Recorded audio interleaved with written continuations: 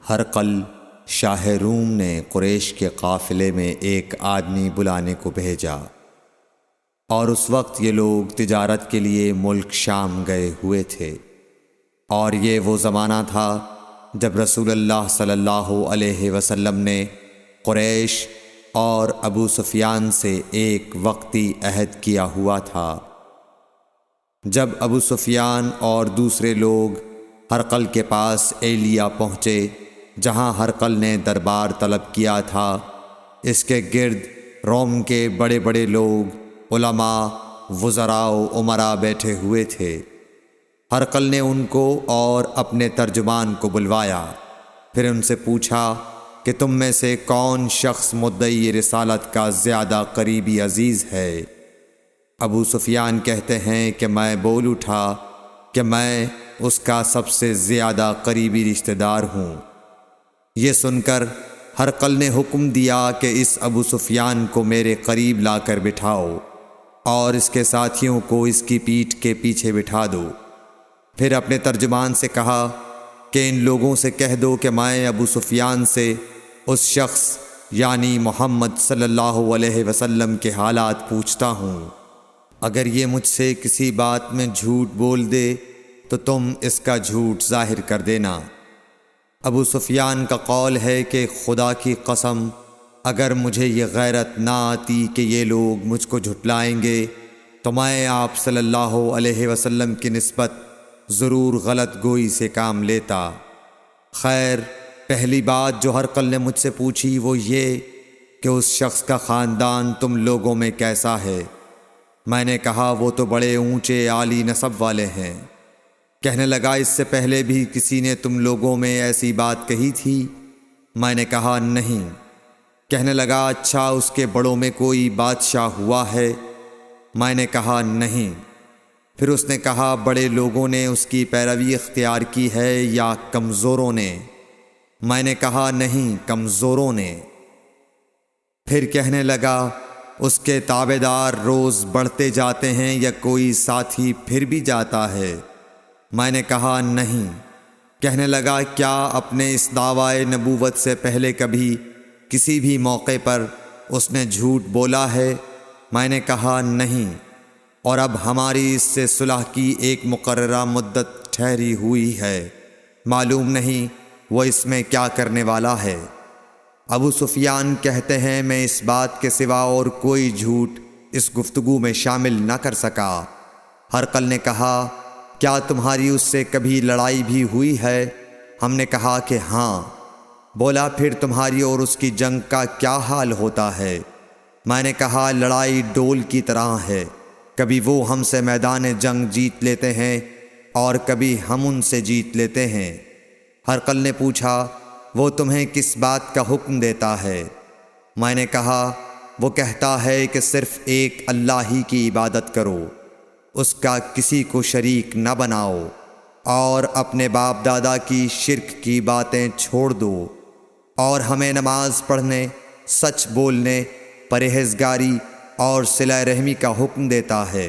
یہ سب سن کر پھر ہرقل نے اپنے ترجمان سے کہا کہ ابو سفیان سے کہہ دے کہ میں نے تم سے اس کا نسب پوچھا تو تم نے کہا کہ وہ ہم سے عالی نسب ہے، اور پیغمبر اپنی قوم میں عالی نسب ہی بھیجے جایا کرتے ہیں۔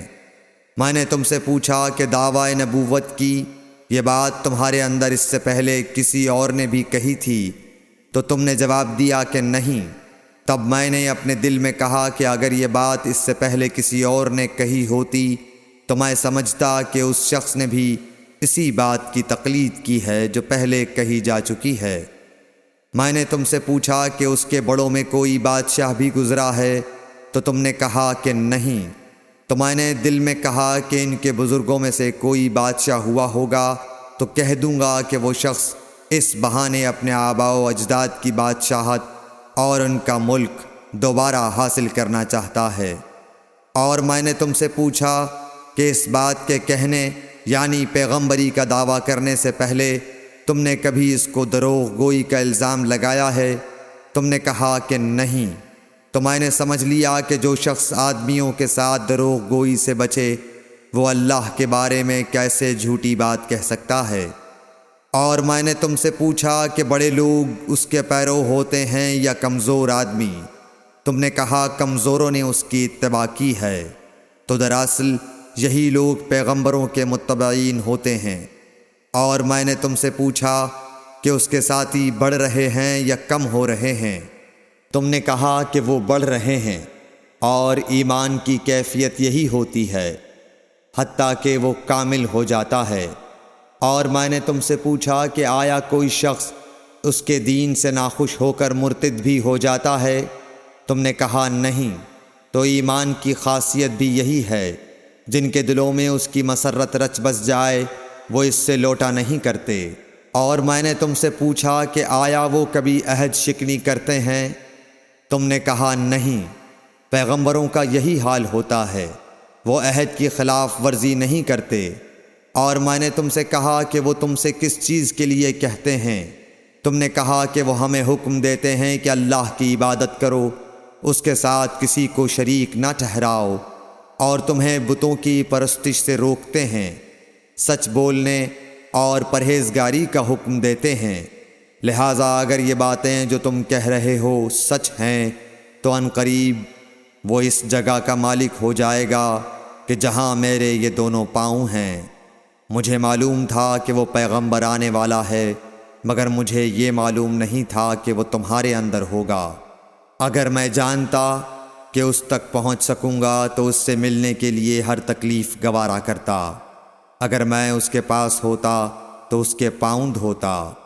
ہرقل نے رسول اللہ صلی اللہ علیہ وسلم کا وہ خط منگایا جو آپ نے وحیہ کلبی رضی اللہ تعالیٰ عنہ کے ذریعے حاکم بصرہ کے پاس بھیجا تھا، اور اس نے وہ ہرقل کے پاس بھیج دیا تھا۔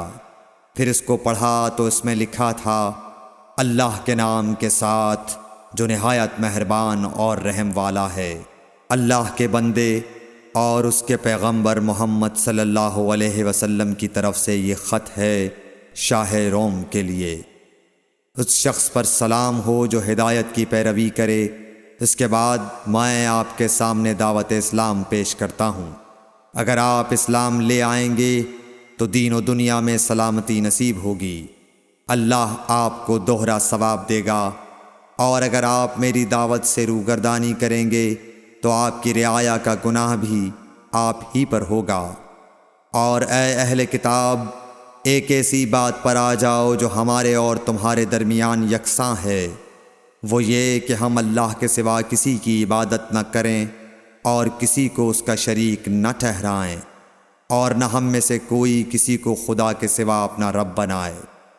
پھر اگر وہ اہل کتاب اس کتاب سے منہ پھیر لیں تو مسلمانوں، تم ان سے کہہ دو کہ تم مانو یا نہ مانو، ہم ایک خدا کے اطاعت گزار ہیں۔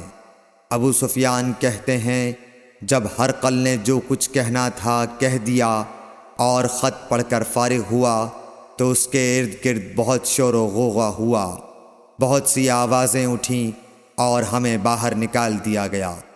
تب میں نے اپنے ساتھیوں سے کہا کہ ابو کبشہ کے بیٹے حضرت صلی اللہ علیہ وسلم کا معاملہ تو بہت بڑھ گیا۔ دیکھو تو اس سے بنی اصفر روم کا بادشاہ بھی ڈرتا ہے۔ مجھے اس وقت سے اس بات کا یقین ہو گیا کہ حضور صلی اللہ علیہ وسلم ان قریب غالب ہو کر رہیں گے، حتیٰ کہ اللہ نے مجھے مسلمان کر دیا۔ راوی کا بیان ہے کہ ابن ناطور ایلیا کا حاکم ہرقل کا مصاحب اور شام کے نصارہ کا لاٹ پادری بیان کرتا تھا کہ ہرقل جب ایلیا آیا ایک دن صبح کو پریشان اٹھا تو اس کے درباریوں نے دریافت کیا کہ آج ہم آپ کی حالت بدلی ہوئی پاتے ہیں، کیا وجہ ہے؟ ابن ناطور کا بیان ہے کہ ہرقل نجومی تھا، علم نجوم میں وہ پوری مہارت رکھتا تھا۔ اس نے اپنے ہم نشینوں کو بتایا کہ میں نے آج رات ستاروں پر نظر ڈالی تو دیکھا کہ ختنہ کرنے والوں کا بادشاہ ہمارے ملک پر غالب آ گیا ہے۔ بھلا اس زمانے میں کون لوگ ختنہ کرتے ہیں؟ انہوں نے کہا کہ یہود کے سوا کوئی ختنہ نہیں کرتا، سو ان کی وجہ سے پریشان نہ ہوں۔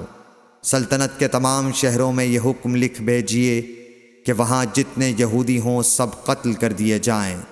وہ لوگ انہی باتوں میں مشغول تھے کہ ہرقل کے پاس ایک آدمی لایا گیا جسے شاہ غسان نے بھیجا تھا۔ اس نے رسول اللہ صلی اللہ علیہ وسلم کے حالات بیان کیے۔ جب ہرقل نے سارے حالات سن لیے تو کہا کہ جا کر دیکھو وہ ختنہ کیے ہوئے ہے یا نہیں۔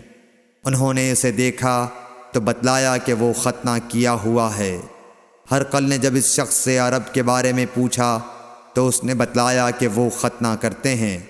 تب ہرقل نے کہا کہ یہی محمد صلی اللہ علیہ وسلم اس امت کے بادشاہ ہیں جو پیدا ہو چکے ہیں۔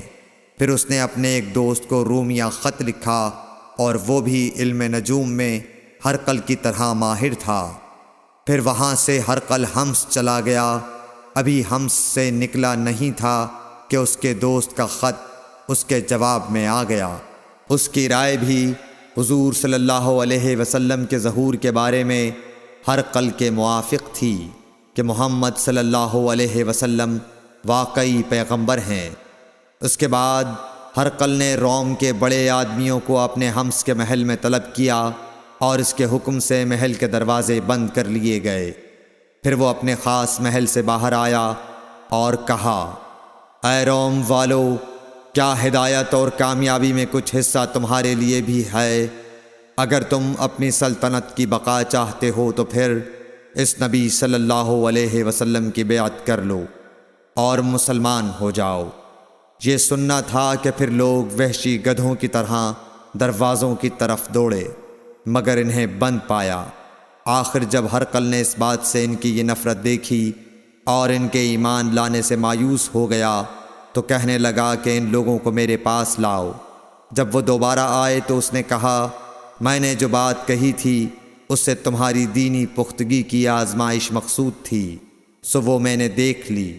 تب یہ بات سن کر وہ سب کے سب اس کے سامنے سجدے میں گر پڑے اور اس سے خوش ہو گئے۔